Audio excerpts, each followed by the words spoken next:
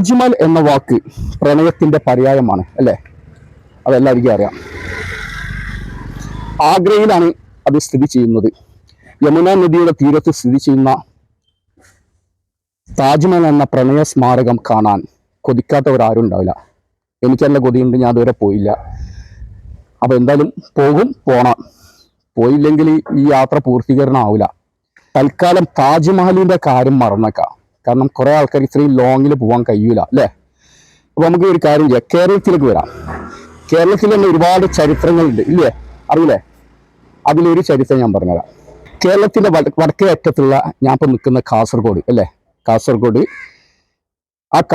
ജില്ലയിലെ ബേക്കൽ എന്ന സ്ഥലമാണ്. ആ സ്ഥലത്തേക്കാണ് എൻ്റെ ഈ യാത്ര. അപ്പോൾ ബേക്കലിനെ പ്രശസ്തമാക്കിയ ബേക്കൽ കോട്ടയിലേക്കാണ് എൻ്റെ യാത്ര.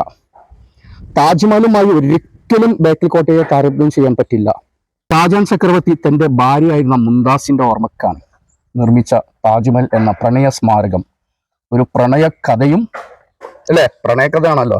ഒരു പ്രണയ കഥയും പറയാനില്ലാത്ത ബേക്കൽ കോട്ടയും തമ്മിൽ എങ്ങനെ താരതമ്യം ചെയ്യും അല്ലേ? ശരിയെന്നാണ്. അത് മുംതാസും ഷാജഹാന്റെ പ്രേമം ഈ ബേക്കൽ കോട്ടയായിട്ട് എന്ത് ബന്ധമുള്ളത്? ഒരു ബന്ധമില്ല, അത് സത്യമാണ്. ഈ ബേക്കൽ കോട്ടയിലേക്ക് കടക്കാം. അപ്പൊ ഞാൻ ഈ വിഷ്വൽസ് ബേക്കൽ കോട്ടന്റെ വിഷ്വൽസ് കാണിച്ചുകൊണ്ട് ഞാൻ ഇതിന്റെ ചരിത്രങ്ങളും കാര്യങ്ങളൊക്കെ പറയാം.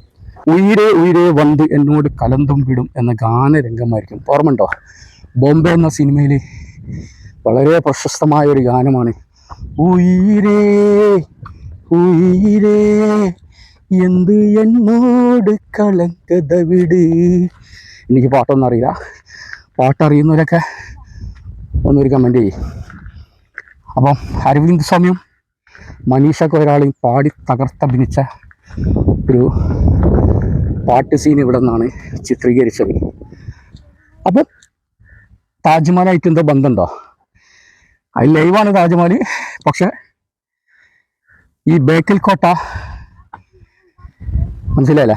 ബേക്കൽ കോട്ട പ്രണയകഥയിൽ ആയിട്ട് ബന്ധമുണ്ടോ എന്നുള്ളതിൻ്റെ ഉത്തരമാണ് ഞാൻ പറഞ്ഞ ഉയിരേ എന്ന സിനിമ, ബോംബെ എന്ന സിനിമയിലെ ആ പ്രണയഗാനം. അപ്പോൾ ചെറിയൊരു ബന്ധം ഉണ്ടായില്ലേ? ബേക്കൽ കോട്ടയിലാണ്. ബേക്കൽ കോട്ട എൻ്റെ ബാക്കിൽ ചെന്നതാണ്. നിരീക്ഷണ കവാടം എന്ന് പറയും. ഈ യുദ്ധത്തിനൊക്കെ ആരെങ്കിലും വരുന്നുണ്ടോ നോക്കാൻ വേണ്ടിയിട്ട്. ഏകദേശം അതിൻ്റെ ഹൈറ്റ് 9 മീറ്ററാണ് വരുന്നത്. അതിൻ്റെ ചുറ്റളവ് 25 മീറ്ററും. അപ്പോൾ ഒരുപാട് ചരിത്രങ്ങളുണ്ട് ഇതിന്. എൻ്റെ വീഡിയോ ഞാൻ യൂട്യൂബിൽ അപ്ലോഡ് ചെയ്തിട്ടുണ്ട്. ഇതിൻ്റെ ഫുൾ വേർഷൻ കാണണമെന്നുണ്ടെങ്കിൽ ഒന്ന് കണ്ടു നോക്കി. ഇതിൻ്റെ നിർമ്മാണത്തിനെ പറ്റിയിട്ടൊക്കെ ഡീറ്റെയിൽസ് ആയിട്ട് ഞാൻ പറഞ്ഞിട്ടുണ്ട്. അപ്പോൾ ചാനലൊന്ന് ഫോളോ ചെയ്ത് നോക്കിയിട്ടോ.